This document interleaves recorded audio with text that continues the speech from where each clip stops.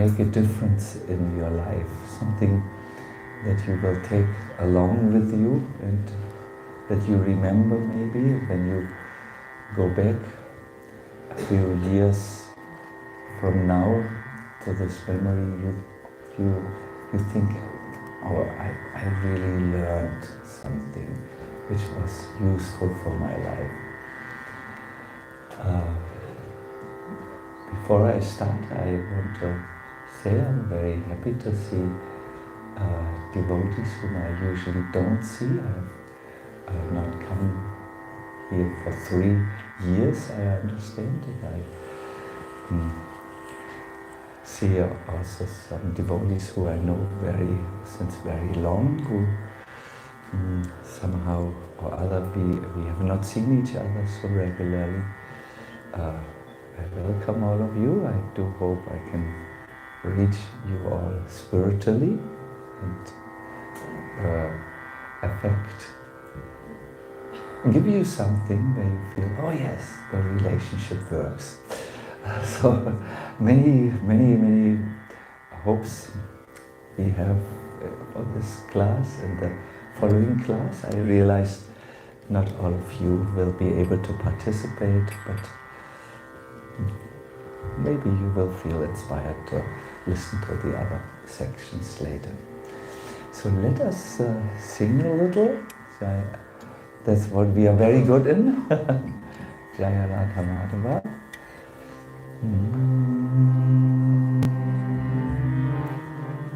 Jaya Radha Madhava.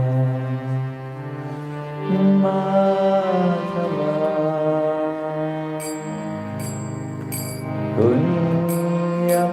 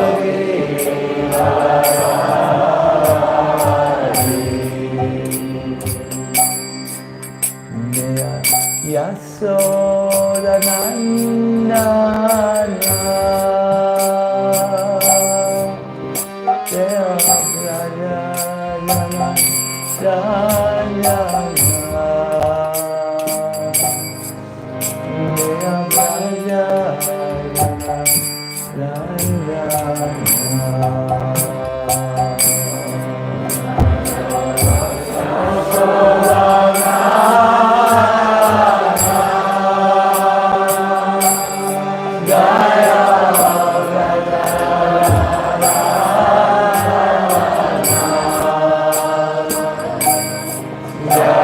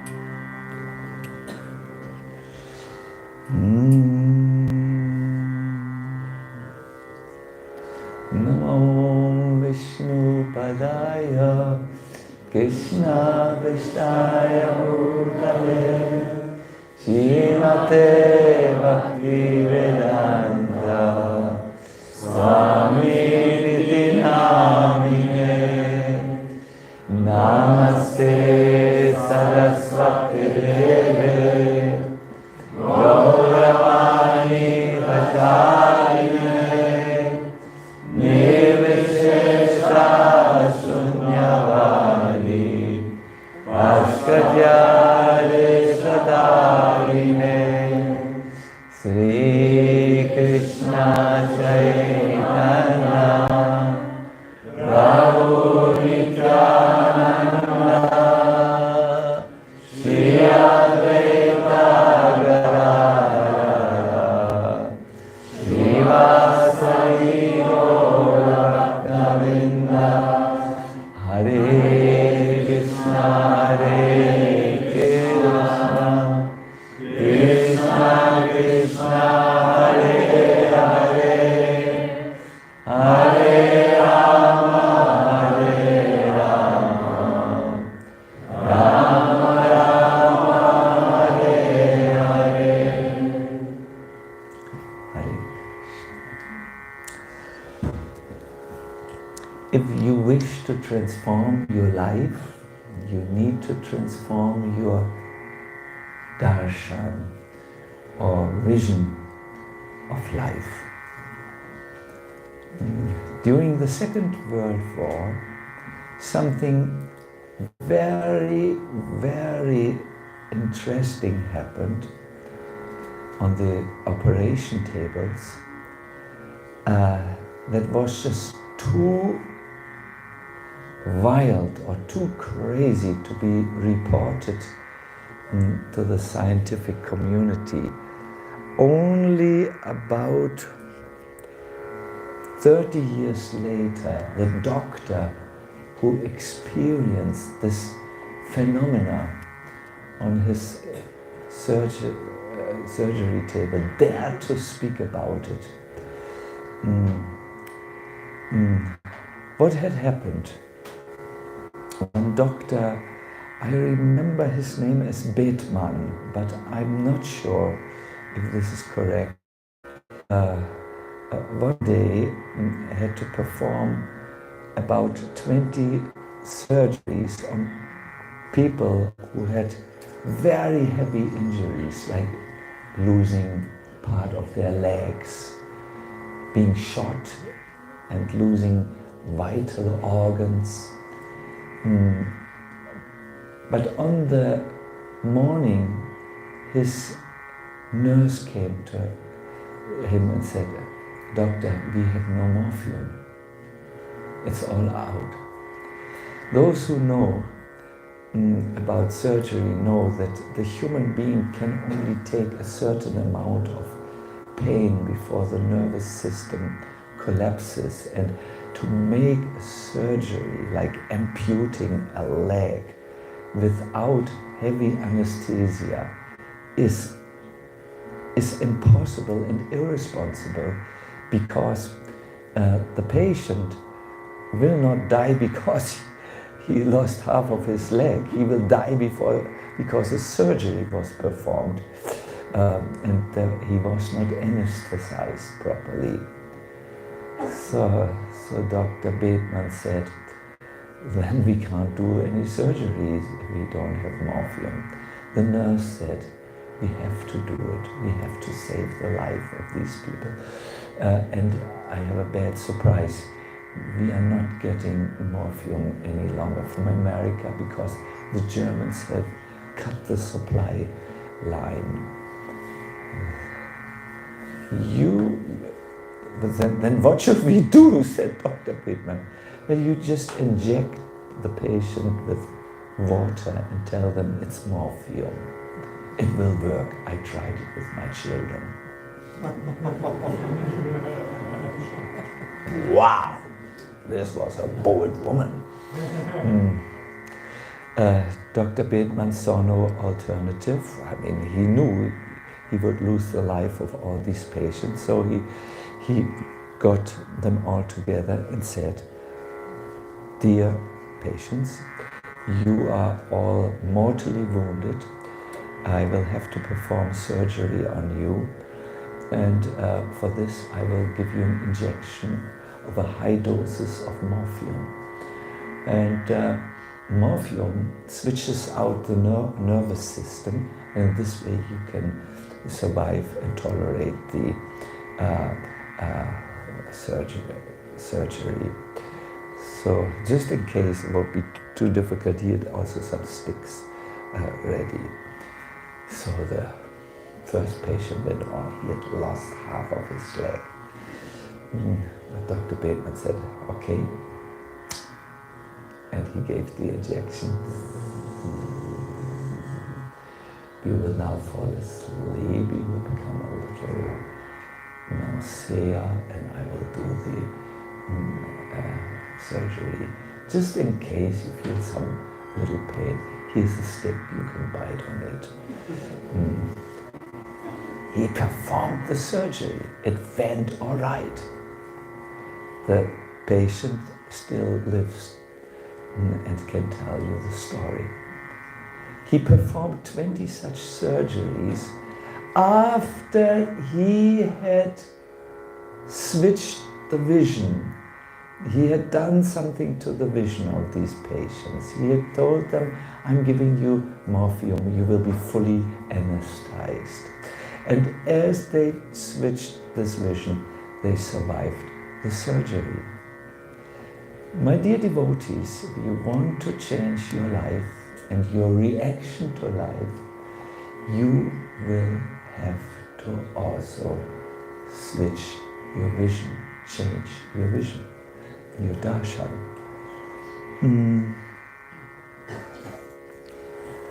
In the Bhagavad Gita, we learn that the living entity is made out of Shraddha, a faith, a vision, an understanding. We all live our lives based on our perspective, our Shraddha. Some of you live Krishna conscious lives. You are not yet happy and fulfilled, but your perspective is the process will work, and therefore you keep on going through your happiness and distress with that hope in the future everything will be all right. Seeing darshan means usually seeing the deity, standing before the deities, but it can also mean an insight or a comprehension, a lens through which you comprehend or understand your environment, and a lens through which you understand the events, the experiences which happen to you. My dear devotees, if you think the world is in a certain way, you are wrong. We don't see the world as it is. We see it as we are. We don't see the world as it is. We see it as we are. In Sanskrit you call this Atmavan Manyate Jagat. According to how you are, that's how you see the Jagat, the universe. And Krishna, in the Bhagavad Gita, says this world is a place of suffering. Maybe you have heard this.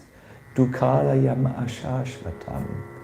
But the sadhus tell us, Prabodhananda Saraswati, Vishvam Purvam Sukhayakte. The whole universe is a place of the greatest happiness. We hear in the scriptures, this body is kleshada, it gives us misery. But we hear also in the Shastra, it's artada, it can give us the greatest benefit. What is it? Is the world a place of misery, or is it a place of the greatest happiness? It's both. If you see the world as a place of misery, good luck, you will see misery everywhere. If you see it as a place of opportunity, of the greatest happiness, I'm happy for you. You will see the world as happiness. If you see this body as kleshada, a thing which gives you only misery, you are right. If you see the world, or if another person sees the body as artada, giving the greatest benefit, he is right. Choose your perspective and you will choose your reality. This sounds very new agey, I know, we are just starting the lecture. Stay with me, don't make an immediate judgment like some of us are very expert in. Just listen, maybe you will learn something.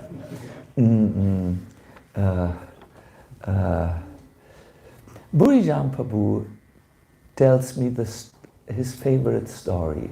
It's about two twins. Twins in Boncho? With the Wojtkis, yes.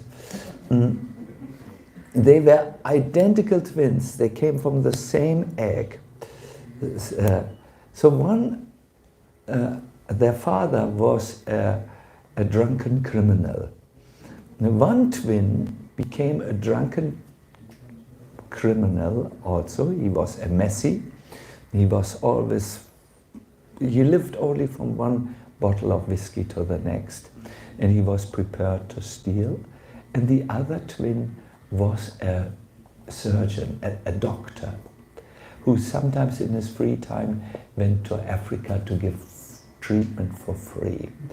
So one journalist interviewed the two twins and said, he said to the first twin, remember that person who was socially not so competent, how did you become like this? And he said, how could I become anything else with a father like this? My father did criminal activities and he was a drunkard. So the same journalist went to the other twin. The twin means that other twin who had become a doctor and who was very charitable. And he asked, how did you become like this, like a doctor like this? And the doctor answered, how could I have become anything else with a father like this? One chose to live his life in one direction because he had a certain perspective. The others thought, I choose to go with another. I interpret my genetic inheritance from another way. I saw how much misery it brings to myself and to others if I'm such a bad, drunken person. Let me not do this. Let me learn from it. I become a doctor and help others. They had the same genealogical informations, right? Same. They came from the same father, same mother, same sperm, same DNA code. But they had a different darshan, a different vision. And that made all the difference. While I'm talking, I see some of your darshans going down.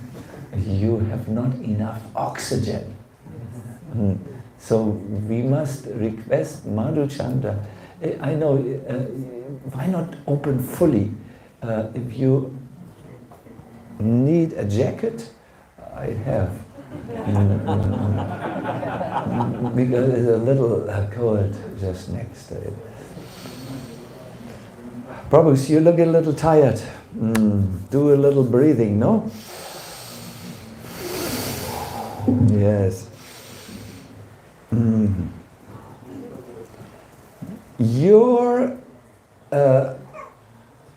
The way you look at the world will change your entire life. And you know, if you want to change, you need to change your vision. I see many followers of the spiritual movements. They are so negative towards the world, and then they're often negative towards each other. They see faults everywhere.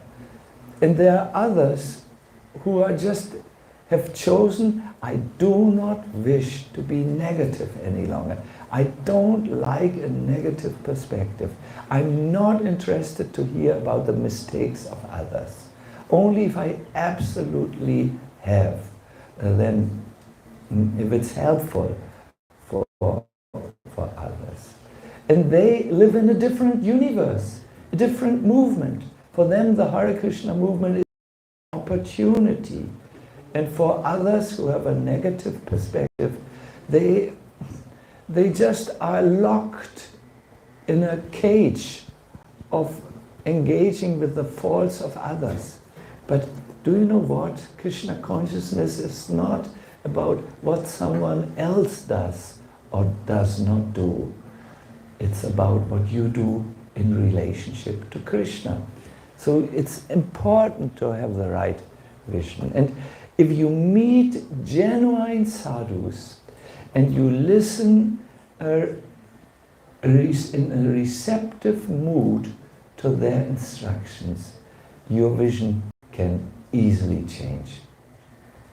There are different things, different triggers that trigger transformation. You know, in Bengal, I was once on Mayapur Parikrama. I don't know if I should. Anyway, so we walked by a rock candy field. And not rock candy, what is it? sugar cane field, and they had just boiled a little bit of the sugar cane, and they had made it not a little bit boiled, they had boiled it so long that it became molasses. You know molasses? Same word. So there was one Mataji, I think she was very hungry that morning. She just went, you know, where the farmers had this what's they're called, like walks, and she was so greedy to have this molasses that she fell in. Fortunately, it was not hot, so she was just very brown and you know, the molasses went like everywhere. It was sticky, and I remember it was just a humorous scene. But on this molasses, you know, with these, when you wait a little bit longer and no Mataji falls into the molasses, then you can put a little rock sugar there, and this rock sugar will trigger a reaction in the molasses, so much so that very quickly the molasses forms into crystals, and you have a lot of rock sugar. It just needs one rock sugar to fall into this liquid, and it crystallizes. I saw this once, and you have a lot of rock sugar.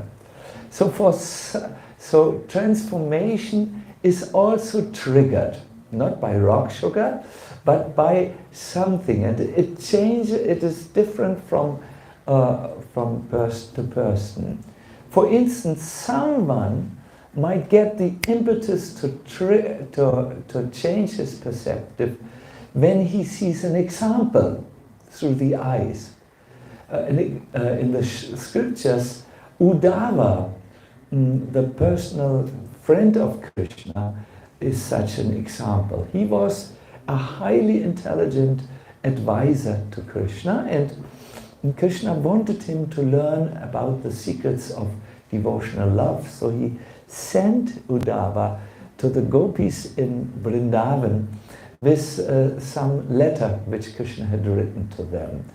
And when Uddhava saw the incredible devotion of the gopis who were listening to the letter with rapt attention, and who were crying as they listened to Krishna's words, something changed in Uddhava. And he stayed, according to Jiva Goswami, 10 months in Braj to be more with the gopis, and then only returned to Mathura. Another trigger that can trigger an involvement in our trigger our perspective, or change our perspective or our darshan, is when you are involving yourself in devotional service. I remember there was once a chancellor of the Benares Hindu University who came to Srila Bhaktisiddhanta Saraswati Thakur with a very difficult philosophical question. As far as I remember, the question was on the fall of the jiva. It's something which those who are like controversy are also very interested in, because there are various positions to this in this question. So Srila Bhaktisiddhanta Saraswati said, at the moment I have no time to explain to you, but you know, I know our pujari is in a terrible hurry. He has to polish the Arctic paraphernalia. So you go to him. So the chancellor went to the pujari. What could he do? The pujari said, please, I'm so much in a hurry with this Arctic paraphernalia. Arctic time is coming. Can you just, take some clay and just rub it on the trail and on the lamp and so on. And the Chancellor helped the Pujari for 2 hours to clean the Arctic paraphernalia. In the evening he came back to Srila Bhaktisiddhanta Saraswati Thakur. And Bhaktisiddhanta Saraswati Thakur said, so now we can discuss. But the Chancellor said, my questions are answered. I have done devotional service and now I can see the answer very clearly. Perhaps he had in mind the verse of Rupa Goswami who says, you cannot understand God or the divine reality with this dull mind, nor can you see him with these dull senses. But if you become inclined to devotional service, sevon mukhe, it means literally, if you turn your face away from intellectual understanding and towards service to Krishna, then this will be automatically revealed in you. So your darshan, your perspective in the life, can also be changed by involving in devotional service. Your vision, it becomes purified. I know, there is no time in Radhakund where the Radhakund area is more dirty than after the day where most of the people celebrate Bahulas Tami. There are millions of people around the Radhakund, and they shave up and they put their hair there. Some people do their emergency toilet there, and others they throw milk and coconuts into the kund. It's really very dirty after, let us say, 3 o'clock in the morning or 4 o'clock in the morning. You, with your Slovenian cultural sensitivities, would not be very happy to be at that time at Radhakund. So some devotees, I know their names, they go there and they clean Radhakund after Bahulashtami. They go there, they take all the dirt, the hair, the whatever it is, and they clean it, and because they think now we can do the greatest amount of seva to Radhakund. We do the most needed service, and they involve themselves in this very dirty work. And afterwards, I have seen them. They have reported to me, we are the most blissful people in the universe now. We see things we could not see. Then there is the influence of a sadhu who can change the perspective. Do you know an example from the Shastras? I think Madhuchanda you will know when you think a little. Who was influenced by the influence of a sadhu and changed his vision?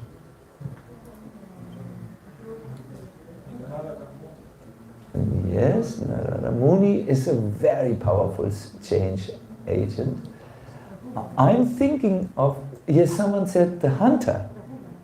Rahugana, King Rahugana was influenced by Bharata Maharaj. No? Prakashananda just saw Chaitanya Mahaprabhu. Chaitanya Mahaprabhu looked to him like a rising sun, and he became a devotee, from a Mayavadi to a devotee. This is the influence of a sadhu. Or Migrari the hunter met whom? Narada Muni, you know everything. And and gave up his profession as a hunter. He could see, I should not inflict violence any longer on the living entities. No? So my dear devotees, from all these triggers, seeing an example, becoming involved in service, or just being next to a sadhu, or to maybe going to an altar, seeing the deities. I know devotees from Persia who came to the altar of Radha Madan Mohan and changed totally. They were computer programmers and they became devotees afterwards. From all these, the instructions of a sadhu are especially powerful if they fall on a receptive ear. At that time, the instructions of a sadhu work like sparks of fire that fall on dry wood. Immediately the dry wood will become firewood and burn. Of course, sometimes people, due to various circumstances, faith issues, disappointments, cannot be so receptive, and then some people will not immediately become devotees like you have become when you read Prabhupada's literature, but they work the instructions. The instructions of this is because the sadhus are equipped with a particular potency and are therefore considered to be walking holy places. Who of you has gone to the holy dham, to holy places in their life? That's about half of you. And the other half, I think, are thinking of going in the future. Have you all noted when you come to Vrindavan or to Mayapur or Jagannath Puri, very often your perspective changes, you become more blissful, more convinced in Krishna consciousness. Have you yeah? I know Danuda Maharaj's mother. She was very angry at Krishna consciousness for Prabhupada for having stolen her son. So she went to Vrindavan, and I think the first thing which happened to her when she went out of the taxi is she stepped into a pile of liquid cow dung. Some of us would have said Jai, but she was a New York lady. She didn't say Jai. She made a comment which started with S and ended with T. She didn't even say holy. No. So she was from the very moment frustrated for the very moment of her arrival in Vrindavan, frustrated like anything. But after 2 nights or so sleeping, in the morning she came to her son and said, I hate to admit it, son, but in the morning I was singing this Hare Krishna, Hare Krishna. Because the Dham has this influence on you. It is said it's a tirtha. Tirtha means a crossing place or a juncture, no? Like this. If we would say the thumb is the material energy, yes, and this is the spiritual world. Huh? In the holy dham, the two come together.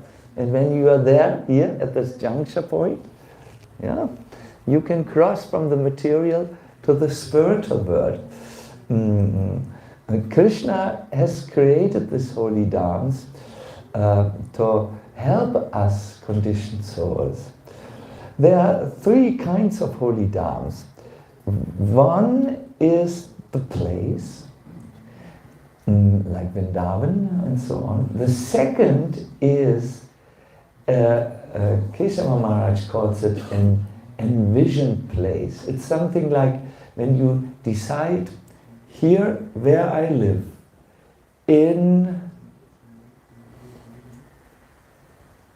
Banjaluka.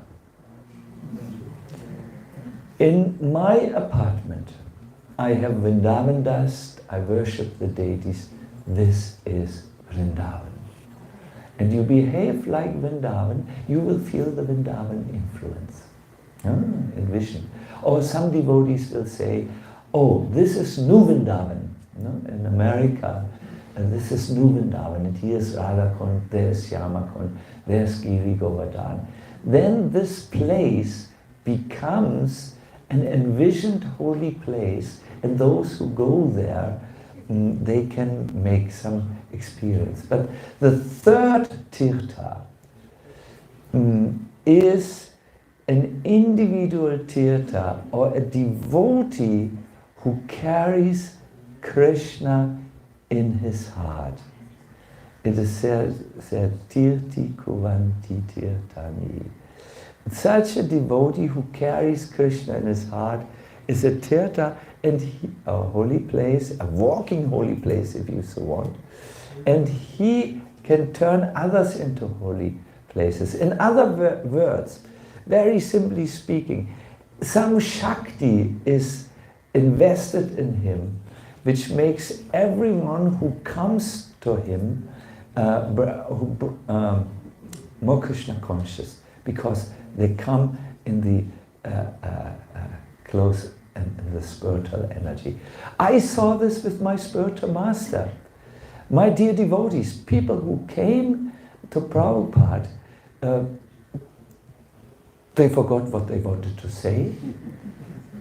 My own father wanted to criticize Prabhupada very much for having taken away two of his sons, but he forgot everything and he felt defeated by Prabhupada because he was such a holy place, Prabhupada, a walking holy place, or an individualized tirtha. No, yes, this is happening. So, what are we talking about? We're talking about that all of us see the world not like it is, but like we are. Or let me talk to you. All of you see Krishna consciousness not like it is, but like you are. Or let me be even more personal. All of you see the movement of Krishna consciousness not like it is, but like you are. I know these are heavy things to digest and swallow, but that's why we like to go to lectures. We want to think about new thoughts, no? And want to see if they are true for us. When you change the way you see things, the things you see change. Once again, when you change the way you see things, the things which you see change. And I would like to talk about this a little bit from the Shastras. See, in the scriptures we have an example of two, they were not twins, but they were two brothers. I'm taking this also from a lecture of Keshava Maharaj and the Bhagavatam, and it is really nice. Their names were Vidura and Dhritarashtra. It's very interesting how they were born. The king, before them, was not able to conceive children because he had a very, very bad disease and therefore died young. So when the king's mother, the queen mother you call it, I saw that there would be no sons, also no daughters, from her son. She feared that the old dynasty of the Kauravas would be extinguished after some time. That's why kings are very, very eager to have children, because through their children the dynasty continues. So Satyavati, that was the mother of Vichitravirya, King Vichitravirya, who was ill. She said, your wife, Ambika, cannot conceive a child from you. Therefore, let your brother Vyasadeva visit her and lie with her. Not lie, speak a lie, but be next to her for the night. So Ambika was one of 3 wives of Vichitravirya. 2 wives, actually, 2 wives only. The third ran away, Amba. So Ambika was told, listen, your husband cannot give you a child because of the illness, but you are the queen and the dynasty needs to go on. We will call the brother of Vichitravirya to bring it. So who was the brother? Vyasadeva. Now when you see Amarachita pictures, the comic pictures of saints, Saint Vyasadeva, he looks very nice. Hair, nice top knot, nice dhoti, maybe some perfume, and so on. But Vyasa was different. He lived in the forest. He had hair which went all over. Yes. His cloth, we don't want to mention it. It was really wild cloth. He was one of those real people, not you know. When he came into the room of the queen, Ambika looked at him, and Vyasadeva said, my child, this has to be done so that the noble Kaurava dynasty goes on. And Ambika was just so in dread that at the moment of conception, she closed her eyes. And that's how she conceived. And as a result, the child who was born to her carried the effects of this trauma with him. He was blind, and his name was Dhritarashtra.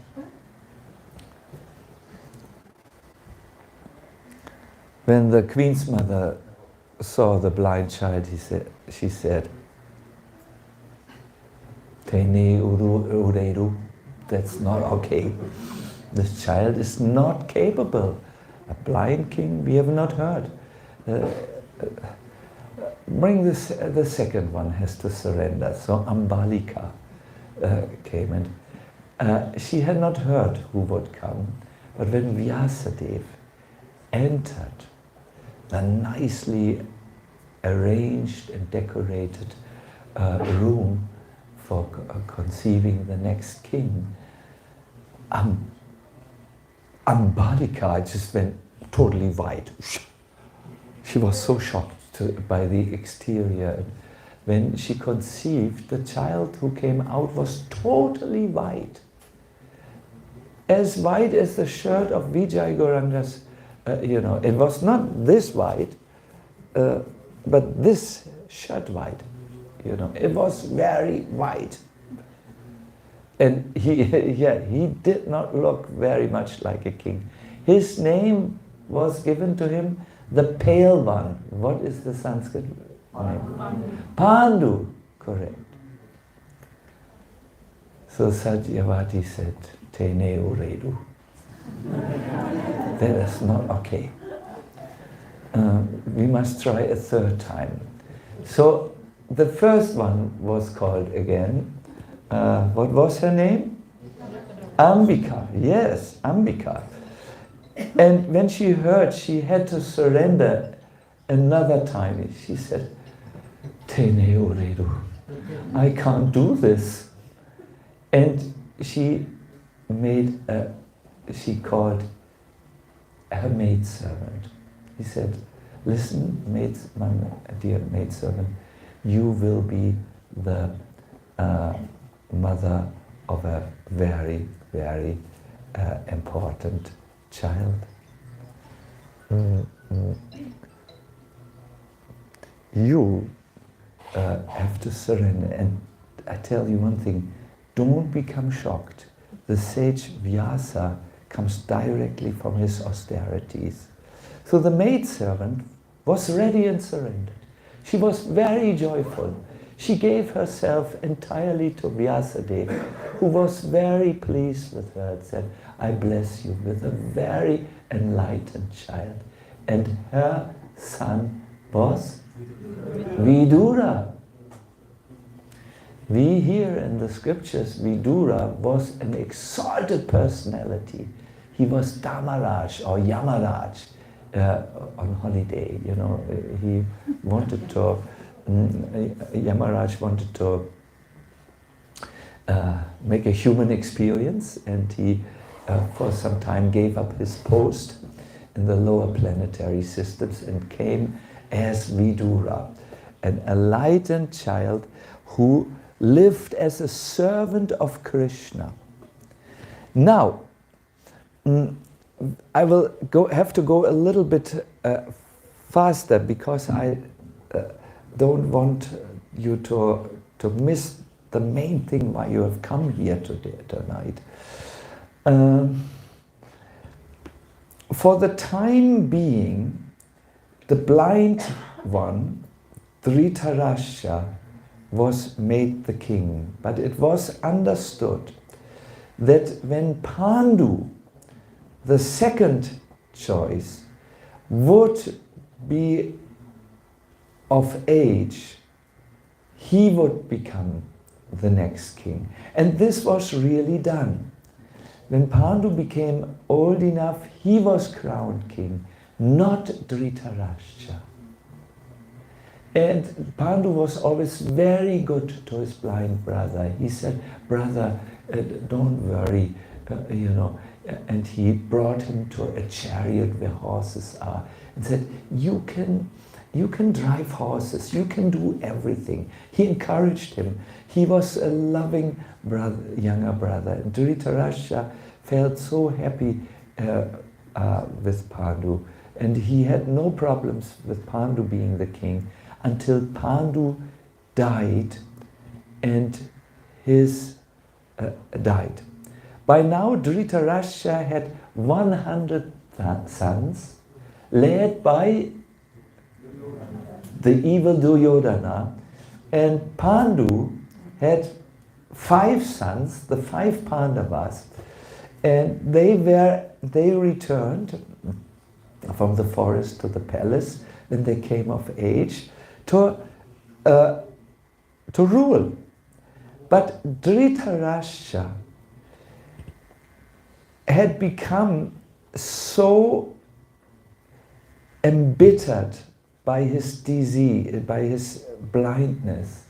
He was always the last. He could, when the children were running, he could not run along. They were, when they were throwing papayas, he couldn't really feel the papaya coming, and pong, it dashed on his head.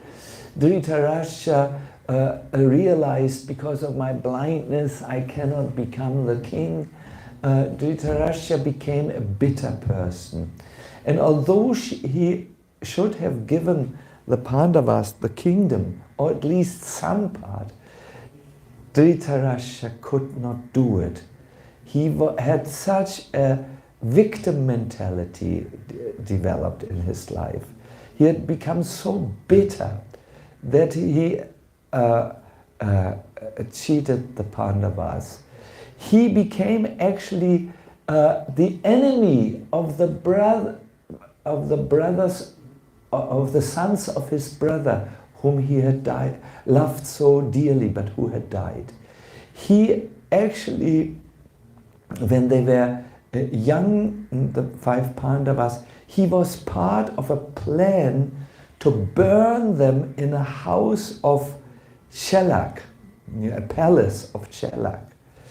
When they were late youth and they needed to rule something, he was part of the plan to give them a desert where nothing grew. And finally, when they were married, Dhritarashtra was so bitter that he took part in a conspiracy that is a gambling match with loaded dice. And at the end, when Yudhishthira and the Pandavas had lost everything, he agreed that they were sent for 13 long years into exile. Dhritarashtra was cooking. He was bitter. He was in a victim consciousness. And he was always on the side of Duryodhana. Remember, his eldest son Duryodhana was so bad. When he was born, the planets went out of orbit. The jackals began to scream. And when the child came out of the womb, this Duryodhana, this was his sound. Ah! He was a demon. Kali had totally entered Duryodhana. So he was from the very beginning, Duryodhana, influencing Dhritarashtra. My dear Dhritarashtra, my dear father, give nothing to the Pandavas, give everything to me. Vidura protected the Pandavas. He felt like a mother bird who protects the small, helpless children with her wings. And it was Vidura who warned them, you are now in this palace of Chelak, but fire will be put there. Go and leave this palace at once. Vidura was always at the side of the Pandavas, and he did not agree with the gambling match with loaded or cheating dice. He did also not agree that they would be sent in exile, because he knew it was adharma. And he went to his brother Dhritarashtra many times and directly and discreetly advised them, don't go with Duryodhana. He is a demon. Get rid of him. Don't follow his advice. Don't go against the Pandavas, because the Pandavas are protected by Krishna and by Dharma. When Duryodhana heard that Vidura had discreetly advised his brother Dhritarashtra to not to get him out of the palace and out of the position of power, Duryodhana the next morning lashed out to Vidura. He said, Vidura, you are always our enemy. You are the son of a kept maidservant. We are tolerating you. You are not born from any queen. You are born from a lusty little toilet cleaner lady. You have no right to be in this palace, but you are made the prime minister because we were kind to you, but now you bite the hand that feeds you. When Vidura heard this, he didn't enter the victim consciousness. He was not in this perspective. He smiled. He could understand that it was really not Duryodhana who had attacked him.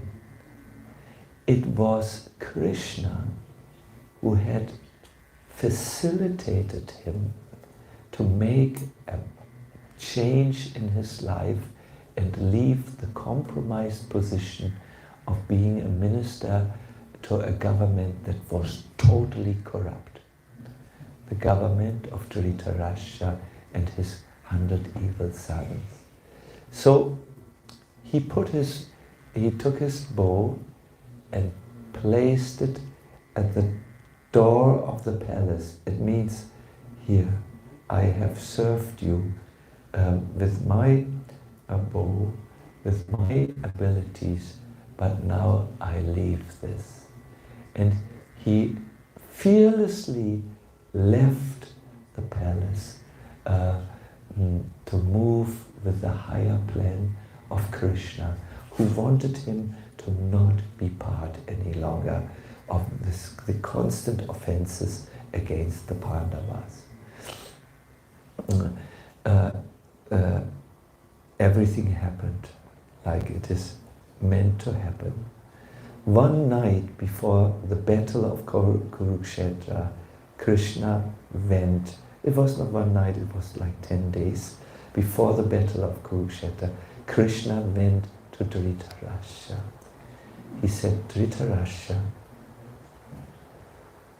your dynasty will meet on the battlefield. There will be so much bloodshed.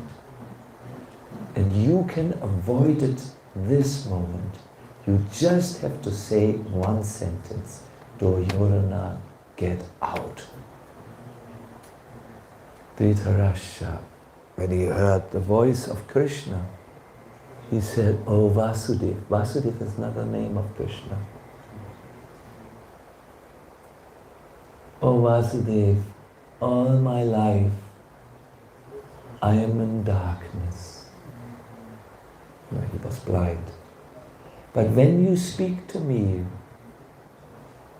it is like a flash in the darkness, and I can see. But the moment you leave me again, everything becomes dark. Everything is dark. I think we all have a little of Dhritarashtra in us.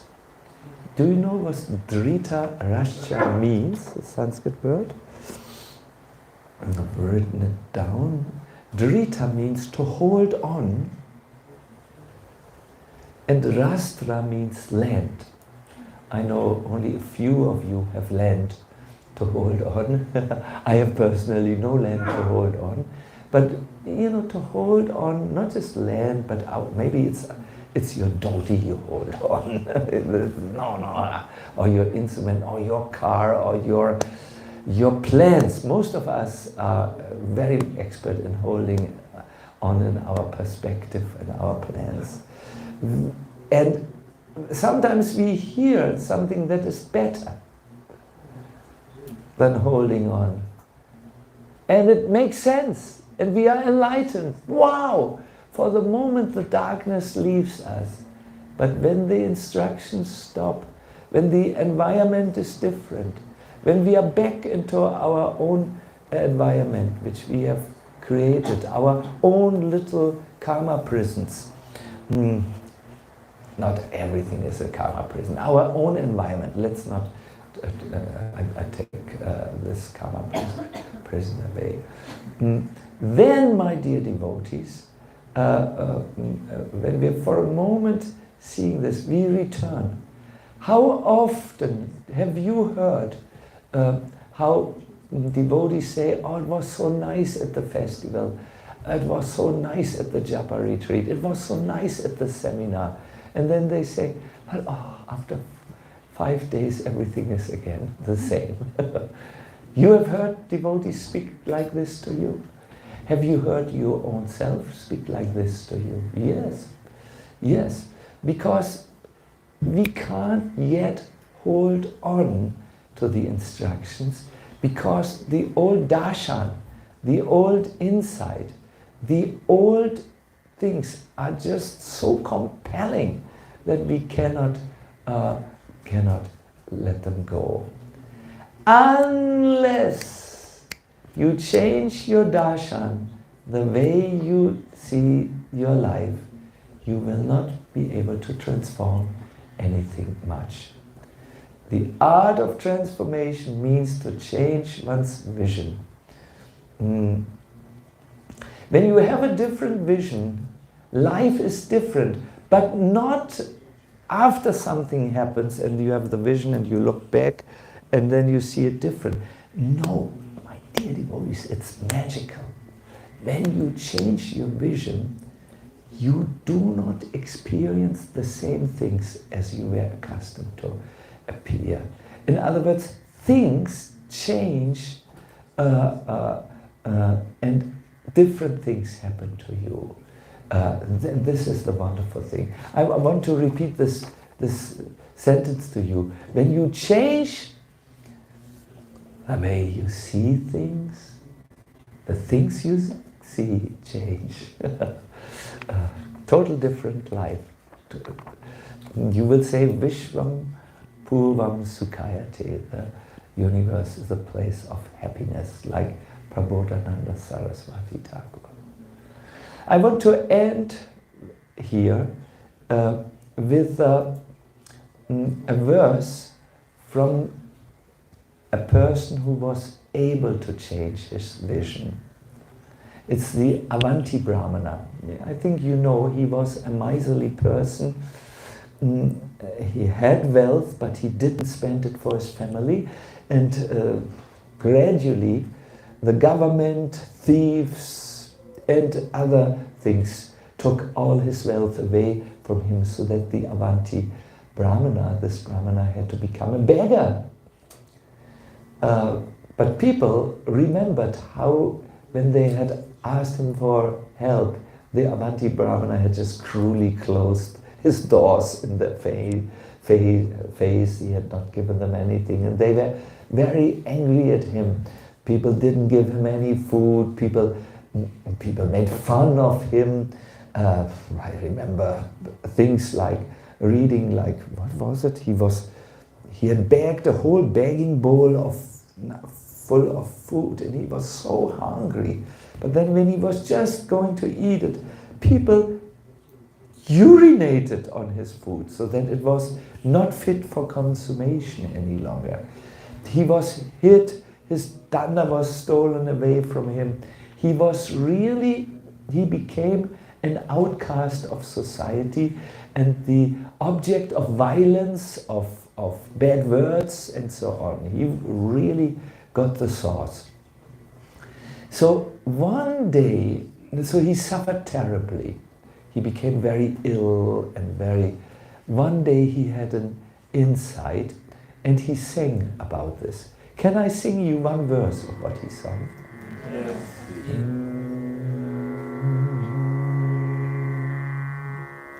Little higher is better, isn't it? Vijaya uvacha Nayam jano me sukha dukkha hetu Nadevatatma graha kama kala Manat param kalanam amananti Samsara chakram parivadayat. So he was thinking about his misery, and somehow his vision changed. He was no longer the victim. He said, these people are not the cause of my happiness and distress. These demigods up there are not the cause of my happiness and distress. My own body, my planets, my past karma or kala, time, is not the cause of my happiness and distress. Rather, it is the mind alone that causes happiness and distress and perpetuates the rotation of material life. It's the mind, the vision which you develop that keeps you in one perspective, where the mind becomes both the jailer is someone who throws someone in jail, and the prisoner at the same time. The mind throws you into the life, and it is receiving the suffering at the same time. So this is what the Brahmanas sang. If you want to read this in your own reading time, because this is fundamental. It's 11, Srimad Bhagavatam 11, 23, 42. It's something which is really needs to be contemplated about it. Not these people out there are the cause of my happiness and distress. Not the devatas, not the body, not the planets, not the karma, not time. Rather, it is my mind alone that causes happiness and distress and causes the rotation in material life.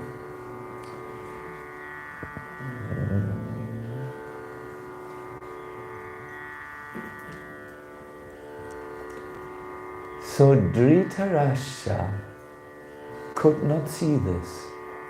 He saw it's the Pandavas, especially this Bhima. You know, when he received the news that all his 100 sons had been killed by one person alone, the mighty armed Bhima,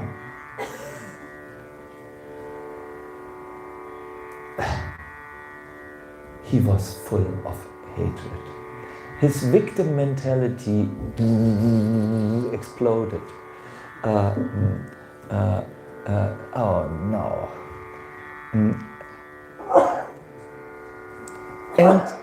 And you know, yeah, he was very disturbed. I don't know if some of you are parents. Just imagine you have sons and it was one person alone who killed them all. How do you feel towards that person? You feel the worstest emotions you can imagine. Can you imagine this? Some of you are parents. Can you imagine when there is one person where it's sure he has killed all your children? How do you feel against him? Dhritarashtra said, now where the battle is over and the Pandavas have won, I want to embrace them. Come here, Yudhishthira. Yudhishthira. And he embraced Yudhishthira. Come here, Bhima. Krishna said, no. And he said, so Bhima quickly ran into the gym of Duryodhana, where Duryodhana had practiced every day with a club on an iron statue that looked exactly like Bhima. How to hit him and murder him. So Bhima just carried this iron statue of himself, and he brought this before Bhima and said sweet words. I'm so happy that you will forgive me. And Dhritarashtra, like a lion, screamed, ah! And he put his arms around the iron statue and he pressed it and pressed it. He was very strong, like a few elephants. His arms became full of blood. His chest became full of blood. He screamed like an animal. He cried. His strength was so great that he broke the iron statue of being. That was how strong his hatred was. And then he broke down. Gandhari said, it's all right. Gandhari, his wife. And Bhima said, please forgive me at another time. You're not dead.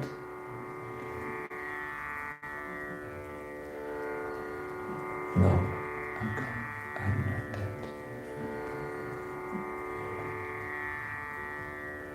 So here we have two people. Even after the battle, Dhritarashtra is bitter. He is in a victim mentality. We sometimes stay in a victim mentality. This happened to me when I was a child. This happened to me. In the school, this teacher told me I'm not intelligent for anything else than, something. He told me something. Or you carry the mentality in a movement. Oh, this happened in my pastime. These and so on. Yes, the teacher did wrong. Yes, the people did wrong. No question.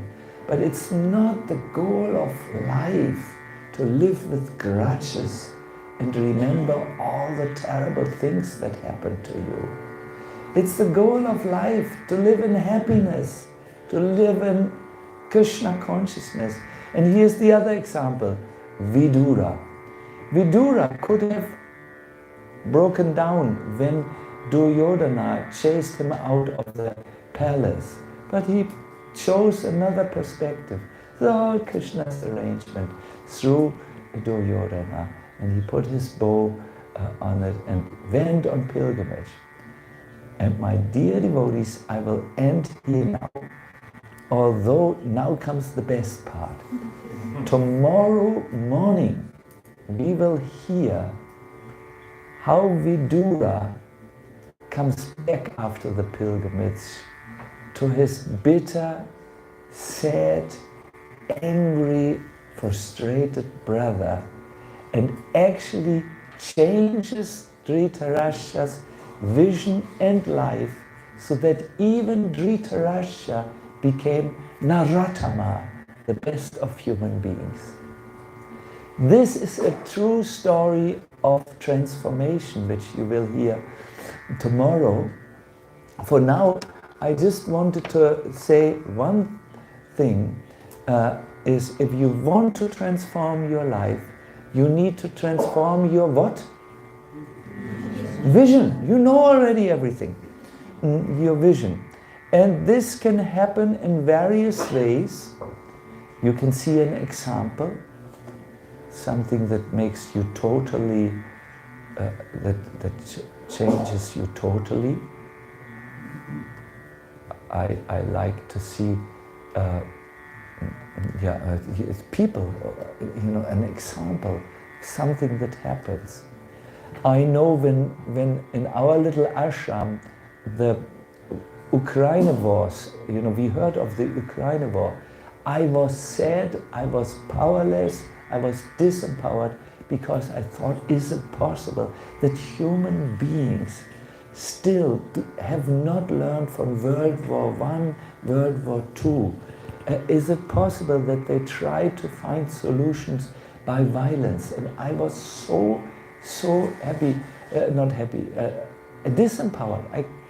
For 2 days I was just totally disturbed, because I'm a child of war.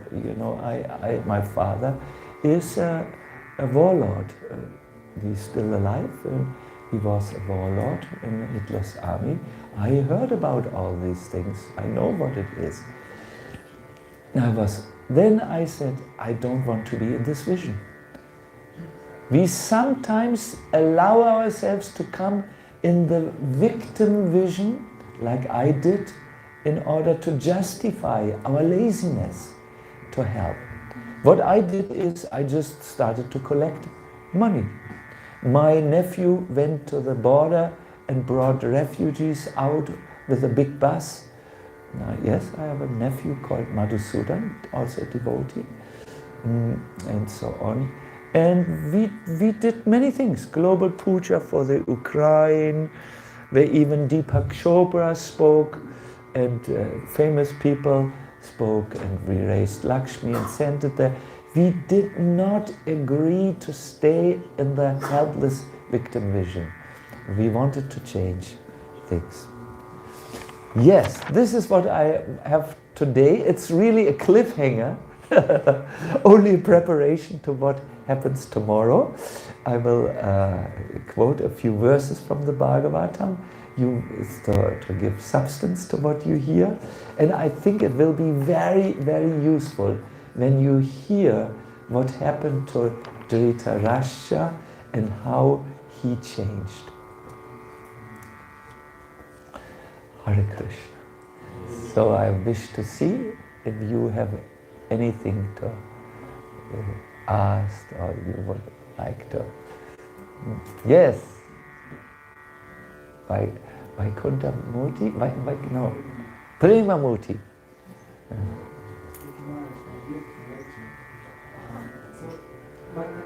We have a microphone for you. Then it's easy for everyone to come. Prema Murti, yes, of course. Now I know. Sometimes old age comes, a foggy brain.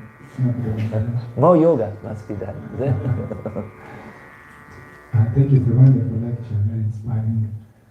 Practical question, Maharaj. When we are in association of holy people and when we see that our situation in life is maybe pulling us down because of the way how it's being done, and we see that we need to change the situation, but you are saying to change the vision of the situation.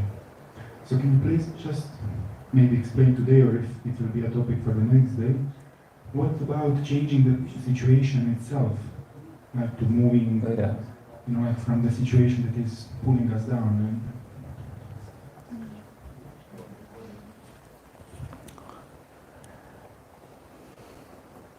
Please listen carefully. I could now say what most lecturers will say. Yes, the situation must be changed. And I will say it in the end. Don't worry, you will get your sweet. But I would like to educate you today. Those who think that changing the situation will improve my life are called materialists. The spiritualists say, don't believe in this. Look at our civilization, how much they have changed the situation, how much material advancement has been made. How much money has been made, how much fame has been made, how much influence has been exerted. Are the people necessarily better? I spoke in Hollywood to one Hollywood actor who's really, it's a Mataji. She came to talk with Radhanath Maharaj, and I was invited. Very, very famous person. I should not say in public because they need some privacy, these people. But really, if I would tell you, Netflix, Lucas, have seen her every evening. It's so famous, this lady. Really famous. And she said to me, you know, we actors in Hollywood live a different life than the ordinary people. We have different outlook towards sexuality. We have different outlook towards money because we have so much. We have different outlooks what we do in our life. We are on a different planet because we are worshipped by everyone and we can have anything our mind wants. But I'm telling you that the romantic love is so small, whereas love and bhakti is so vast. I'm telling you from my experience, I tried to change my circumstances when I was a young actress and came up. I bought everything I wanted to have, houses, cars, everything. I even bought people. But now I understand, only when I change my consciousness can the pain or the hunger in my heart stop. This is not exactly your situation. No, your question, Premamurti. I think you don't have any doubt in this. You also feel like this. You asked more about changing a situation which is impossible to tolerate. I think it is Krishna's sign very often when a situation becomes difficult that you should move on. Krishna speaks through signs to us. We call this in C.G. Jung would call it synchronicities, no? Something which goes on here, which you cannot see, some solution, something. It is given from the outside. It's very often the Lord moves. Maya Dyakshina, the material energy is under his control. Maya Dyakshina Prakriti Suyate Sacharacharam. So you need to find out when is it a sign of Krishna or a sign of life that you need to change the situation, and when it's a situation that you should be a little bit more determined and so on. This question you need to solve. Don't think when things get difficult, then it's out. You know that you should not do it. Very often when we go through difficulties, we grow. Who of you has gone for book distribution? Distributing books? Krishna Laya, you also?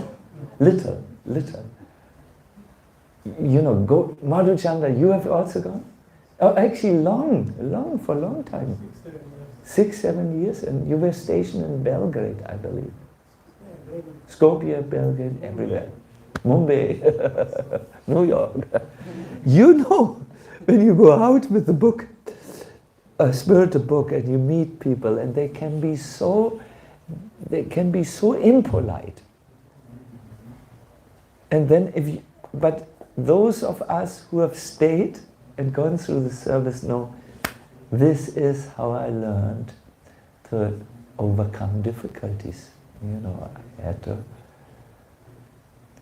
Many times when we are thrown into a difficult situation and we go through them, we grow. But many times also, when things turn sour, it could mean, okay, this is the end. Beautiful friend, the end. That is, and we often stay too long because we are holding on to Rita, rush to land or to a situation. So you need to, that's why these two things are there. You need to find out when it's what side. Hare Krishna. Thank you, Premamurti. Yes, Hare Krishna. You are the wife of the Madanga player, no? Raj Kishore. Your good name again? Manjari. Manjari, I remember. Yes, Manjari, please. I have one question. I'm studying a lot about it. Also, you were talking about victim position, and I think that the main problem is to see that I'm in victim position, because when I'm a victim, I always have, my mind is always giving me a lot of arguments why it's good for me. And I wanted to ask you whether you have some tips how to recognize it, because to go out of it is not so hard, but to recognize that again you have this victim darshan, Oh, the life, oh, COVID, oh, benzene prices, oh, water prices, oh, what are they doing, the politicians? And problem in the temple. and you go on and on and on and on, and you can't get out of. You can't find some strong vision in your life. Manji, I have only one thing I talk now very personal. When I know for too many days I'm feeling miserable, I know there's something wrong. Because it's not normal to feel miserable all the time, you know. Everything changes, also misery, normally in this dualistic world. So if I see this, then I think, okay, now let me find out where is the problem. It could be many things. It could be just that I don't sleep any longer because I'm so enthusiastic. I need to sleep. It could be that I have a quarrel with someone who's very important in my life. It could be that I have neglected reading and what is important for me, reflecting about it deeply. It could be also that there were too many bad emails on my email thing, you know, computer. And I take them too hard. It could be many things, so I need to find that out. And then you find out what it is. When you are too long miserable, there is something wrong. And you should now find out what it is and then clarify it. No one of us should accept a life of misery. It's not made for Krishna's devotees. Krishna is the friend of the devotees. He is like a father. He understands our problems and he wants to help. But sometimes we just get stuck in a situation and we call this, we get under the clouds, you know. We can't see the sun any longer. It's there, but above the clouds. Krishna is there, but somewhere else where you may be looking. That's the only thing I can say. I'm not so... I mean, there are many people now who could tell you a victim consciousness means this. They would say, okay, I read all these psychology books when I was young and interested in this. They would say, the moment you think others are responsible for your unhappiness, it could be that you are in a victim consciousness. Sometimes bad things happen and others, and it gets too close, but yes, I agree, I know, no problem with this. But we are talking of changing the vision now. Good. So I'm looking at that. We still have little time for one last question. Migenda?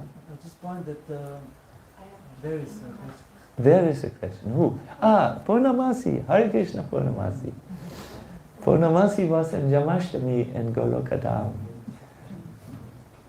Oh, that Jamashtami, my dear devotees. 2 days before Jamashtami, Krishna was dressed like a bee with wings, because he wanted to fly in the hearts of his devotees and relish the nectar of Bhakti. I mean, Krishna, Madan Mohan, he's also on your altar, we see Radha Madan Mohan also left. Yeah. Purnamasi was there. Yes, Hare Krishna. Many times I think about a sentence which you said in one lecture. You spoke about chanting and how you, when you chant, and then you say to your mind, your mind, if you don't listen, these rounds now, we will chant together 4 more. And I think, where do you, if you can say how to get the strength, because many times, most of the time I'm happy. Oh, the mind, we chanted our rounds, so we are finished for today.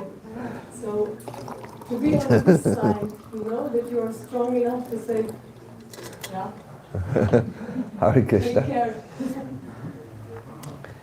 You know, Purnamasi, that's not my only tip to chant better. I may have said this in certain situations, and yes, I do many things, you know, but I don't want that this becomes a new technique, you know. When you chant bad, you threaten your mind. Wait a minute, you have to chant 4 extra rounds because usually that's bad pedagogic. You know, when you tell a child, okay, you misbehaved, now you need to chant 1 extra round and not come for breakfast. What will the child's attitude towards chanting be? He will think chanting is a punishment. It's not nice. I think, I know in some gurukulas, that's how we talk to our children when they misbehaved, which children do if they are normal children.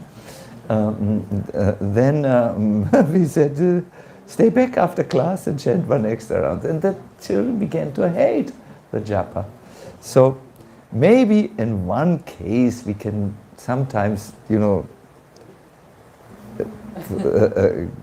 but I think your question was deeper. You wanted to know, how do you develop the strength to tell your mind what to do and what not to do?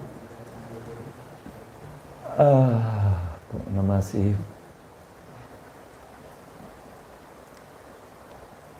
I don't think we have the strength to conquer the mind. Haridas Thakur is quoted in the Harinam Chintamani that no one can control the restless mind on its own. The mind is just too powerful. The mind, by the way, is part of this material energy. It's a powerful, you know, it can tune up the intensity unlimitedly, you know, because it's connected to some great source of energy.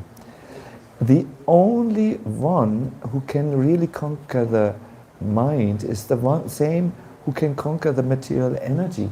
That's Krishna. So Haridas Thakur says, on my own, I cannot conquer the restless mind. Such a defeat of the mind is only possible by your costless mercy. So when things go bad in chanting, I always, when I notice it, sometimes I just come into the dull mood, but when I notice it, I pray to Krishna, please Krishna, I'm trying, but I'm failing repeatedly. Please help me. Please you take the mind. I learned this from Bhaktivinoda Thakur's song, Gopinath. You know, there are 3 songs in one. You know, part 1, Gopinath, part 1, 2, 3. Please find out. Actually, I have the songbook here. I can sing this to you. I will promise to sing nicely. Not bad. There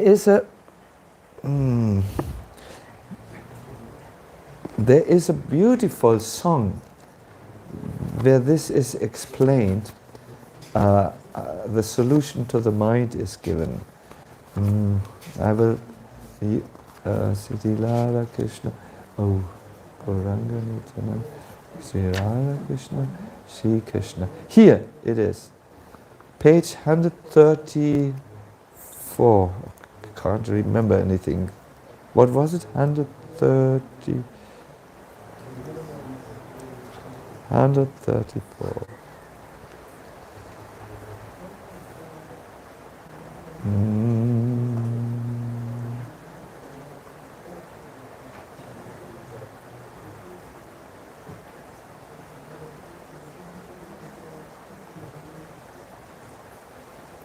Yes. Gopi, here. Gopinath Haraye menechyami Aneka jatana oilo vifala Ekono bharasatumi. Oh Gopinath, I have accepted defeat. No, I'm defeated. I'm finished. I'm broken. All my careful endeavors have proven futile. Now you are my only hope. O Gopinath, how will my salvation be achieved?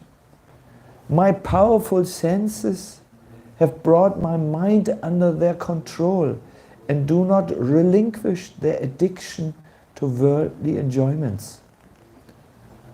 O Gopinath, O Gopinath, reside in my heart and restrain my mind, diverting it towards you. Thus you will end my terrible danger. O Gopinath, no, you please capture my mind. I have no means of my deliverance. Only if you come, then there is hope for me. Otherwise, there is simply no hope for me. So this is when I see that my mind is just uncooperative to the extreme. Then I pray. But sometimes when I'm joking with my mind, you know, we are both from North Germany in this life. but that's not the general technique. Good. I want to end here. I thank all of you very much. Should we just sing for 3 minutes, 3-4 minutes, but not much more? Should we? Just to end?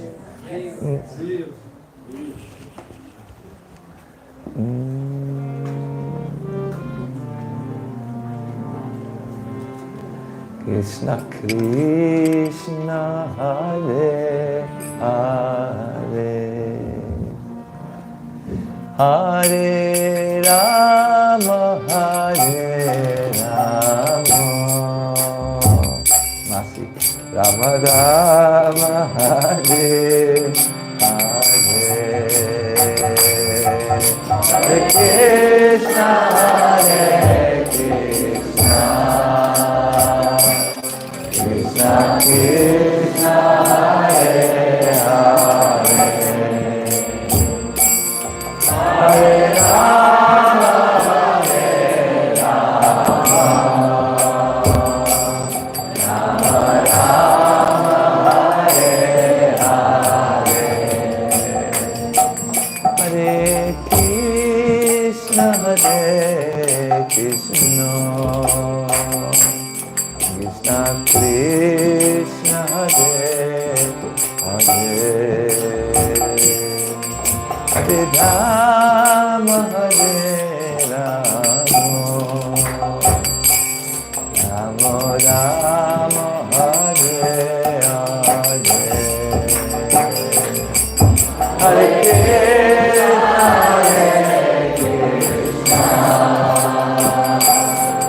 Krishna Krishna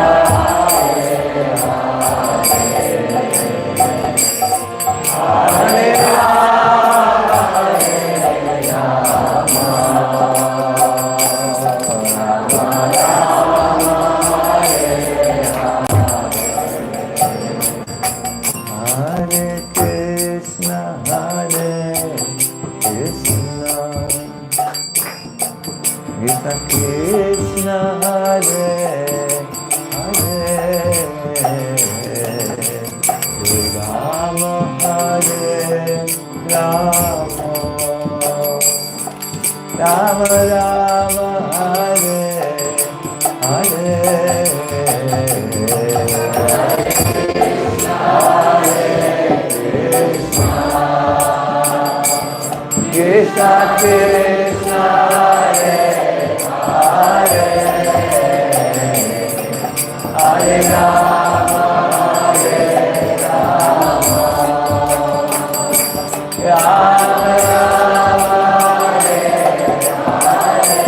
one more time, please. Hare Krishna, Hare Krishna, Krishna Krishna.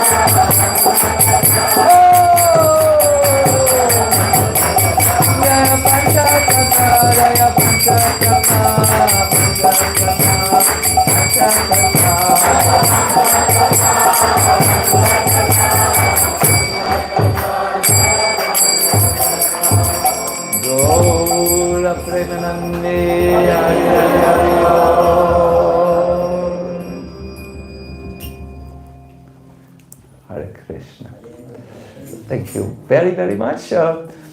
So tomorrow, same place. I think 7. Oh, Manditangi, you know the times better than me. I think it's around 7:30 to 7:45. Of course, if you want to come earlier, that's even better. I just have a few small announcements. Yes. First, thank you very much for this wonderful presentation. Tomorrow is better. We are going really systematically. Yes. We're really looking forward. Devotees have kindly prepared some evening snack also today, and you're all kindly invited to take it. It will be served downstairs, but you can also under the prasadam in the tent. In the tent it is served? That's an evening.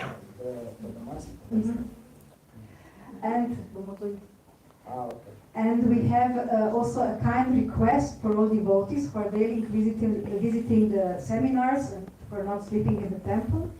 This year we have not made a fixed fee request for the festival donation for the costs, but we'll be very thankful if you can and wish to donate something in the wonderful donation box Amanda has made, and we have put it there on the table next to the door. So we invite you according to your desire and capacity. Thank you.